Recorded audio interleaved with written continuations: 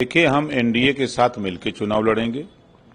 बातचीत दिल्ली नेतृत्व से जो राष्ट्रीय अध्यक्ष हैं और जो बिहार के संगठन मंत्री हैं, प्रदेश अध्यक्ष हैं, प्रभारी हैं, इन सब लोगों से बातचीत हमारी हो रही है और सब लोग एग्री हैं। चूंकि जो बाई इलेक्शन था, बाई इलेक्शन 4 सीटों पर था। तरारी ना तो कभी जदयू जीता ना कभी भाजपा जीती। गठबंधन जब हमने समर्थन किया तो तरारी जीते, रामगढ़ हारी हुई सीट जीते, 4 की चारों सीट जीते और गठबंधन से होने से हमारे बड़ी संख्या में भारी मतों के अंतर से लोगों ने जीत हासिल की। इसको बिहार के मुख्यमंत्री जी ने स्वीकार किया, फोन करके बधाई दी कि भाई ओम प्रकाश जी, इतना हम लोगों ने उम्मीद नहीं किया था कि इतने भारी अंतर से हम लोग चुनाव जीतेंगे। वो आपका जो जनाधार है वो हमारे साथ खड़ा हुआ, तो ये हमको उपलब्धि मिली। ये बात वहां लोगों के जेहन में है। देखिए, हम दावेदारी तो हम लोग तैयारी 156 सीटों पर वहां करते रहे हैं। 29 सीटें ऐसी हैं जहां हम लोग ग्रास रूट पर संगठन चुनाव लड़ने के लिए तैयारी किए हुए हैं। तो उस 19 सीटों में से जो सीटें मिलेंगी हम लोग चुनाव लड़ेंगे। क्या कुछ महत्वाकांक्षाएं हैं कि क्या नहीं 10, 20 मिले, 30 मिले, अगर उससे कम मिलती हैं तो फिर अलग लड़ेंगे चुनाव? या नहीं, ऐसा नहीं। हमने उनको बता दिया है कि जो भी सीट मिलेगी, मांगने के लिए तो हम 29 की सूची उनको पेश किए हैं। भैया, इसी में से जो सीट देना हो आप हमको दे दीजिएगा और उसी सीट पर चुनाव भी लड़ेंगे। देखिए, विपक्ष के लोग हमेशा विरोध की बात बोलते हैं। पहली बार सेना को छूट मिली।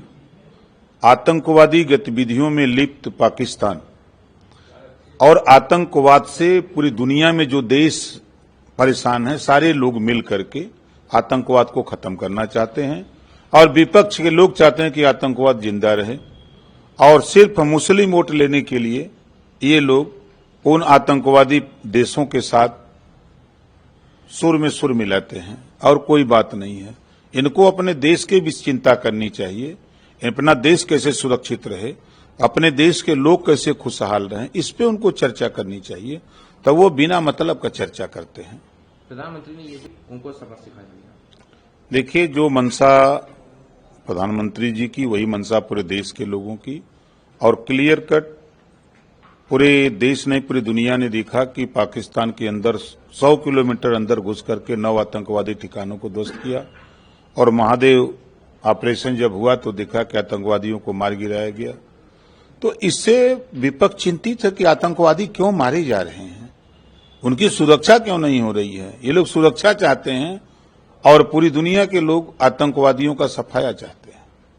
तो ये विरोधी पार्टी के लोग अपने मन में बदलाव ले आवे। भाई, अगर राहुल जी के पास हिम्मत होती तो उनकी सरकार थी और सरकार में पिछड़ों को अधिकार दिलाने की हिम्मत आई, दलितों को अधिकार दिलाने की हिम्मत आई, मुसलमानों को अधिकार दिलाने की हिम्मत आई।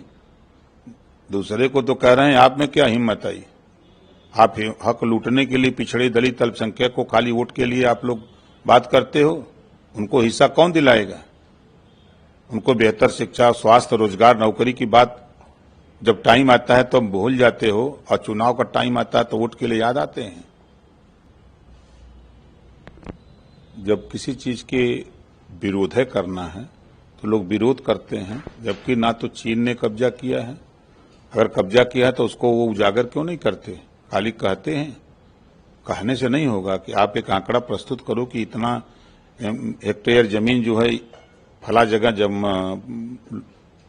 चीन ने कब्जा कर लिया है, ये तो नहीं बता पा रहे हो। खाली एक आरोप लगा रहे हो कि चीन ने यहां कर दिया, वो कब्जा कर लिया। ऐसा कुछ है नहीं कहीं।